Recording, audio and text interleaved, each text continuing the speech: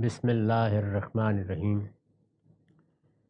وعن ابی سعید قال صلینا مع رسول اللہ صلی اللہ علیہ وسلم صلاۃ العتمہ فلم یخرج حتی مضى نحو من شطر اللیل فقال خذوا مقاعدکم فاخذنا مقاعدنا فقال ان الناس قد صلوا واخذوا مضاجعهم وَإِنَّكُمْ لَن تَزَالُوا فِي صَلَاةٍ مَا انتَظَرْتُمُ الصَّلَاةَ وَلَوْلَا ضَعْفُ الضَّعِيفِ وَسَقْمُ السَّقِيمِ لَأَخَّرْتُ هَذِهِ الصَّلَاةَ إِلَى شَطْرِ اللَّيْلِ۔ یہ ابو داؤد اور نسائی کی روایت ہے، یہاں اس کا رقم ہے 618۔ ابو سعید کہتے ہیں کہ ہم نے ایک دن عشاء کی نماز رسول اللہ کے ساتھ اس طرح پڑھی کہ آپ باہر نہیں آئے، یعنی لوگ اندازے سے جمع ہو جاتے تھے۔ وہ وقت جس میں بالعموم نماز پڑھائی جاتی تھی اس میں مسجد میں چلے جاتے تھے، تو جب مسجد میں جا کے بیٹھ گئے اور انتظار کرتے رہے تو رسالت مآب صلی اللہ علیہ وسلم اپنے حجرے سے باہر نہیں آئے۔ یہ کہتے ہیں کہ آدھی رات کے قریب ہو گئی، نحو من شطر اللیل۔ اس سے پہلے ایک روایت میں ہم نے دیکھا کہ ایک دن 1/3 کے قریب رات گزر چکی تھی، یہ ذرا زیادہ تاخیر سے ہوا، اور یہ بس اندازے سے وہ بیان کر رہے ہوتے ہیں، یعنی کافی رات گزر گئی۔ رسول اللہ تشریف لائے اور ظاہر ہے کہ آپ نے نماز پڑھائی، نماز پڑھانے کے بعد آپ نے کہا ذرا بیٹھے رہیے، تو یہ کہتے ہیں کہ ہم بیٹھے رہے۔ آپ نے فرمایا کہ لوگوں نے نمازیں پڑھ لی ہوں گی تو وہ اپنے اپنے بستروں میں چلے گئے ہوں گے، لیکن یہ ہمیشہ ذہن میں رکھو کہ جب تم اس طرح بیٹھ کر نماز کا انتظار کرتے ہو تو یہ انتظار کوئی فراغت نہیں ہوتی، بیٹھ کر نماز کا انتظار کرنا بھی تمہیں نماز ہی میں لے جاتا ہے۔ یہ گویا نماز ہی میں حاضر رہے، تم جتنی دیر بھی تم انتظار کرتے رہے یہ وقت نماز ہی میں گزرا ہے۔ اسی کو مسجد میں جا کے بیٹھنا رباط وغیرہ سے تعبیر کیا جاتا ہے، یعنی اللہ تعالیٰ کی بارگاہ میں چلے گئے، جا کے بیٹھ گئے، اب نماز کا انتظار ہے۔ تو آدمی وہاں بیٹھا ہے، اگرچہ وہ کوئی عبادت نہیں کر رہا، کوئی رکوع و سجود نہیں کر رہا، لیکن حضور نے فرمایا یہی تعلیم دینے کے لیے یہ معلوم ہوتا ہے کہ آپ نے تاخیر کی تاکہ لوگ اس کو بھی سمجھ لیں کہ یہ بھی عبادت کی ایک صورت ہے۔ حرم میں بھی بالعموم اسی طرح لوگ جا کے بیٹھ جاتے ہیں، یہ بیٹھے رہنا، یہ بیت اللہ کو دیکھتے رہنا، یہ کوئی اپنی طرف سے تسبیح، کوئی مناجات کرتے رہنا، یہ سب عبادت ہے۔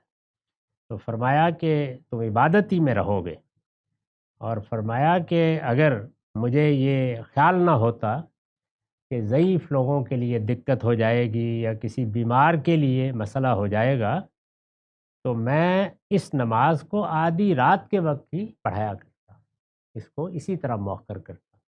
یہ اسی بات کا بیان ہے جو پیچھے بھی واضح ہوئی کہ باقی نمازوں میں تعجیل پسند کی گئی ہے، اول وقت میں پڑھ لی جائے، اور عشاء میں تاخیر پسند کی گئی ہے۔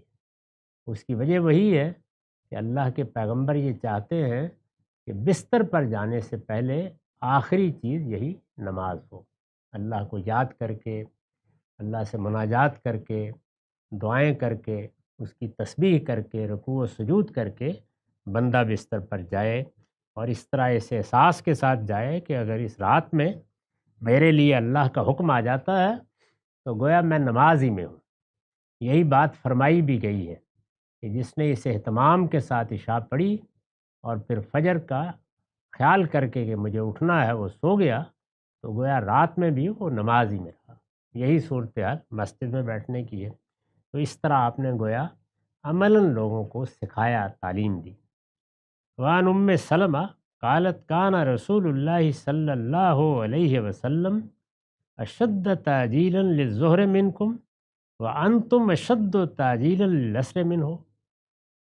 یہ احمد اور ترمذی کی روایت ہے، یہاں اس کا رقم 619 ہے۔ ام سلمہ بیان کرتی ہیں رضی اللہ عنہا کہ رسول اللہ صلی اللہ علیہ وسلم ظہر کی نماز تم لوگوں سے جلد پڑھ لینے میں کافی تردد اختیار کرتے تھے، یعنی ظہر کی نماز میں تاجیل، زیادہ سے زیادہ تاجیل آپ کو پسند تھی، جیسے ہی وقت ہوا تو پڑھ لی جائے۔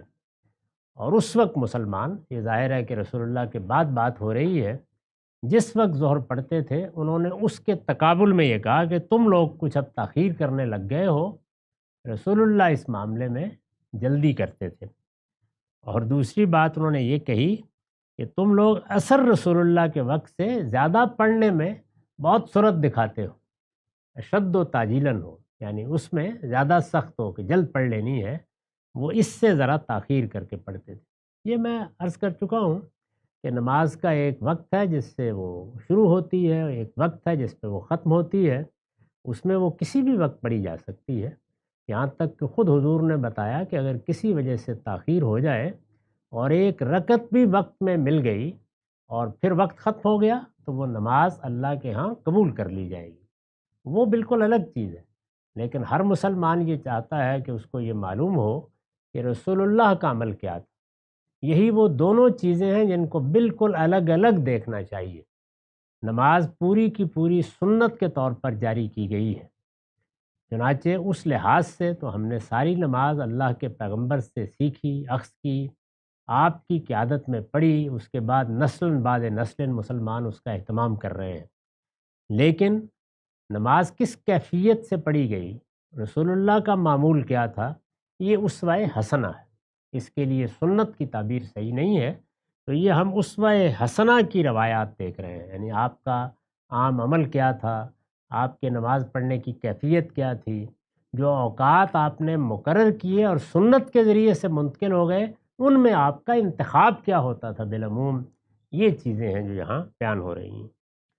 وعن انس قال کان رسول اللہ صلی اللہ علیہ وسلم اذا کان الحر ابرد بالصلاۃ و اذا کان البرد اجلا، نسائی کی روایت ہے، یہاں اس کا رقم 620 ہے۔ انس رضی اللہ عنہ بیان کرتے ہیں کہ رسول اللہ صلی اللہ علیہ وسلم جب گرمی بڑھ جاتی تھی تو نماز کو ذرا ٹھنڈا کر کے پڑھا کرتے تھے، اور جب سردی آ جاتی تھی تو پھر اجلت میں پڑھتے تھے۔